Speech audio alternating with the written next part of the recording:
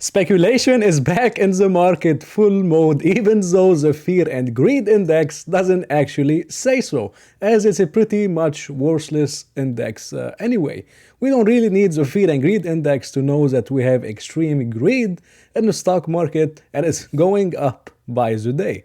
And we can really see it with many stocks that are pretty much going up on no fundamentals. It kind of reminds me of 2021 when we had, AMC, GME, and many other stocks. And you know what happened after that short squeeze?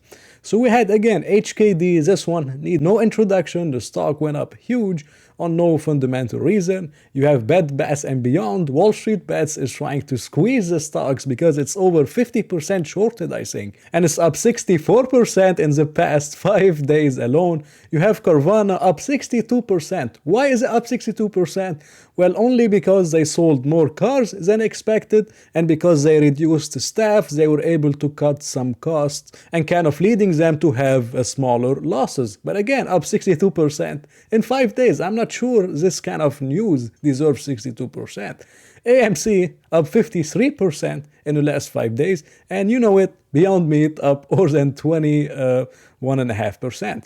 Okay, now why does this remind me of 2021? And I think it will continue. In 2021, we had a huge kind of speculation which kind of led to increase in margin debt. And margin debt increased more than 50% in 1 year. And historically, and I was talking about this back then, whenever margin debt increases 50% in 1 year, we have more speculation, which leads to overvaluation, and it normally leads to a stock market crash, which is what we had in 2001, we had it in 2008, and now we're having it in 2022. And this was signaling back in August of 2021. But sadly enough, I only have the June data and I don't have the July or August, and it would be interesting to see what happened in terms of margin debt. My bet is that it actually increased, not decreased. But what really reminds me a lot of 2021 is one stock, and it's called Opendoor. And again, don't get mad at me if I talk about Opendoor, because I noticed it's some kind of a cult stock, especially on Twitter, because I had some arguments, months back about the stock. And again, the stock is up 19% in 1 day. Now, why is it up 19% or pretty much close to 20% in 1 day? And it's a real estate type of housing stock. Well, mainly because they announced a multi-year partnership with Opendoor.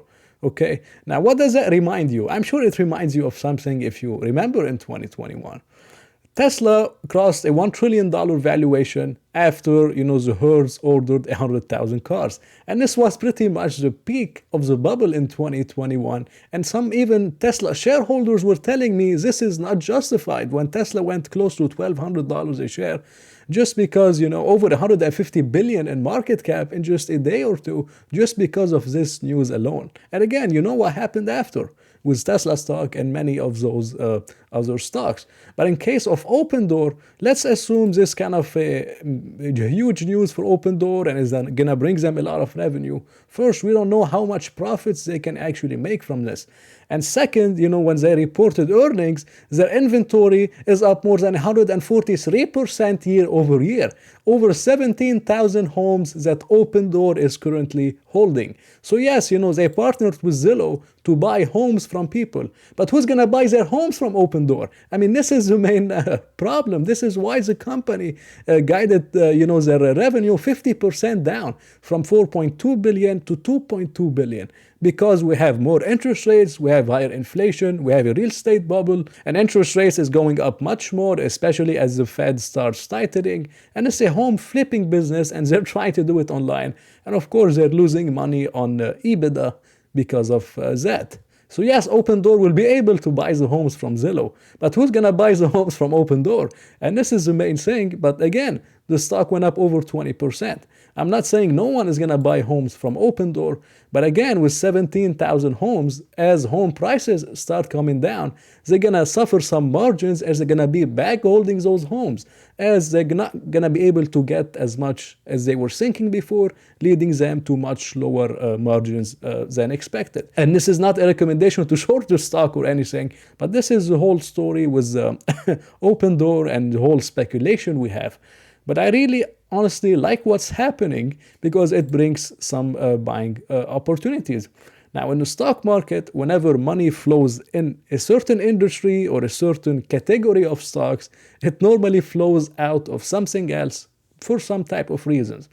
Okay, and I'm not saying any of those stocks are bargains yet or anything, but this is something so I can really show you what's happening in the market. And I'm personally watching every single one of those stocks. Now, you have the meme ETF, it's up over 27% over the past months alone. You have Johnson & Johnson, a healthcare stock, down 3%. You have AbbVie down 9.5%. Now, yes, some of those stocks, especially AbbVie, they have some kind of some kind of problems within the company with the drugs. They didn't sell enough and a couple of other things, but the stock got bid up so much. J&J and AbbVie. Why did they get bid up so much? Because investors were worried about a recession. They were going for dividends. They were going for a blue chip type of safety in case of Johnson & Johnson. But again, now speculation is back in. Nobody is worried about a recession. The yield curve doesn't matter. The Fed is going to have a soft landing. So you don't need to hedge. So those stocks are going down. And they're going to continue going down, which is again a good buying opportunity for you as an investor. Stock like British American Tobacco down over 6% in the past month. The stock got bid up to $45 a share, and now it's at $38 a share. Again, it got bid up as investors were looking for safety, for a recession-proof type of stocks. You have stocks like SCI and CSV. Those are kind of also safety stocks because they are in the funeral home business. And this is a business that's pretty resilient in inflation, recession.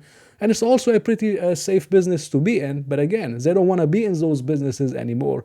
And some of them suffered a little bit narrower margins. So the stocks are down actually more, around 10 to 12%. And I'm actually, again, watching those stocks for a potential buying opportunity. Again, you have Barrick Gold down 12% and many other miners, not just in the gold, but copper and many others. But this is what I'm really trying to show you, that the market always brings opportunities, which is why I never worry about, missing the bottom or fear of missing out or anything like that, because the opportunities are gonna come to me. Even if the S&P is above 10,000, there's always going to be some kind of industry with bad sentiment and some kind of a value type of stock. And this is where I'm going to be.